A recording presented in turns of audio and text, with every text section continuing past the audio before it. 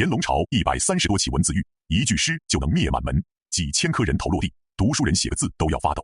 你可能会说，不就是写几句诗吗？至挨杀这么多人，我跟你讲，远不止杀人这么简单。乾隆大兴文字狱根本不是在防什么反清复明，他是在借助几本书、几句诗做一件更恐怖的事，把全天下读书人的骨头一根根打碎。今天这期咱们把乾隆文字狱的底裤都扒开，看看这场持续了几十年的思想恐怖到底疯到了什么程度，又为什么说从此以后中国再没有真正的读书人了。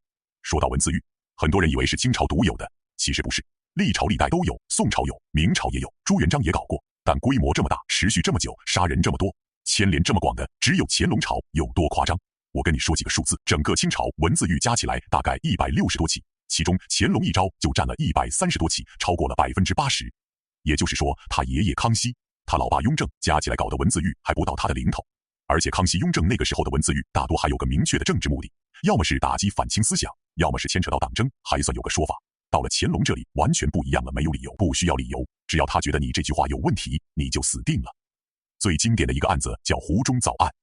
胡中藻是乾隆年间的一个官员，也算是个小有名气的诗人，写了一本诗集叫《缄默生诗抄》，本来就是个普通的文人诗集，结果被乾隆看到了，从里面抠出来一句话，说是诽谤朝廷。哪句话呢？一把心肠论浊清，就这7个字。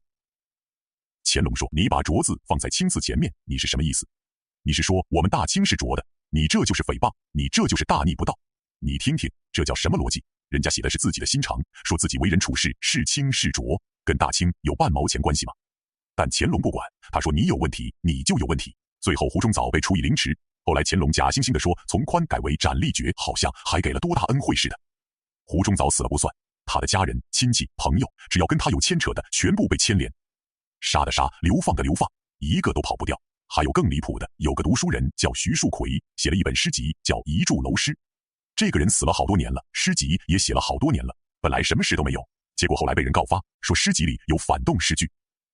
什么诗句呢？明朝七镇，一举去清都，就这2句，本来是写大鸟展翅高飞的，结果乾隆说明朝就是怀念明朝，去清都就是要离开大清，你这就是反清复明，人死了都不放过。乾隆下令把徐树奎从坟里挖出来，录诗枭首就是把骨头挖出来砍头示众。他的孙子当时才10几岁，也被砍了头，整个家族毁一旦。你以为这就够变态了？还有更变态的，有个叫王锡侯的读书人，觉得康熙字典不好用，自己编了一本字典叫字冠，就是想给读书人提供个方便，结果被人告发，说你胆子太大了，敢改康熙皇帝编的字典，你这是大不敬。乾隆一听，这还得了，直接下令把王锡侯满门抄斩，就因为编了一本字典，全家死光光。说真的，每次看到这些案子，我都后背发凉，这哪里是什么文字狱，这纯粹就是恐怖统治。你写诗不行，写书不行，编字典不行，甚至你什么都没写，别人写的东西里提到你的名字，你都可能被牵连。那乾隆为什么要这么干？他是变态吗？是天生就喜欢杀人吗？还真不是。乾隆搞文字狱背后有一套非常清晰的政治算计。你回顾一下乾隆的统治轨迹，就会发现一个很有意思的规律。他刚登基的时候是个标准的宽仁君主，对读书人特别好，对官员也特别客气，大家都说他是个好皇帝。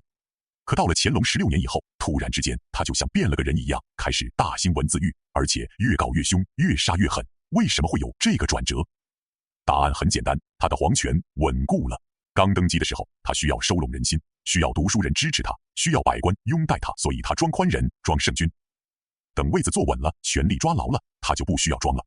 这个时候他要做的事情就一件，彻底驯服读书人。在古代，读书人是什么人？是社会的精英，是舆论的主导者，是思想的源头。读书人说你好，你就是明君；读书人说你坏，你就是暴君。历朝历代的皇帝都想控制读书人，但没有一个人能像乾隆这么彻底。乾隆的逻辑很简单，我不跟你辩论，我不跟你讲道理，我直接让你不敢说话。你不是喜欢写诗吗？我让你写1个字都要想半天。你不是喜欢议论时政吗？我让你一开口就怕掉脑袋。时间长了，读书人就变成了什么？变成了只会背四书五经，只会拍马屁，只会唯唯诺诺的奴才。这才是文字狱最恐怖的地方。他杀的不是几个人，他杀的是一个民族的思想活力。而且乾隆特别聪明，他搞文字狱不是自己一个人干，他发动全国老百姓一起干，他鼓励告发，鼓励告密。你告发了一个反动诗文，我就赏你银子，给你官做。这一下就坏了，整个社会人人自危，互相监视，亲戚朋友之间都不敢说真话。你今天跟朋友喝了点酒，随口吟了2句诗，明天可能就被朋友告发了，后天就满门抄斩了。你想想看，这是一种什么样的社会氛围？空气中都弥漫住恐惧的味道。读书人不敢写书，不敢写诗，敢谈论时事，甚至不敢随便说话。大家都在猜，都在防，都在算计，整个国家万马齐。说到这里，可能有人会说，雍正不也搞文字狱吗？雍正的文字狱跟乾隆的有什么区别？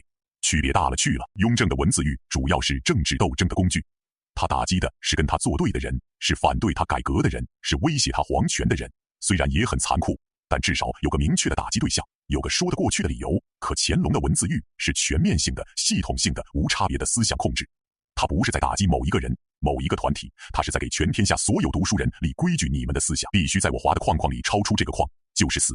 而且雍正朝的文字狱满打满算也就20多起，乾隆朝130多起，根本不是一个量级。雍正的文字狱是手术刀，精准打击，乾隆的文字狱是原子弹，全面覆盖。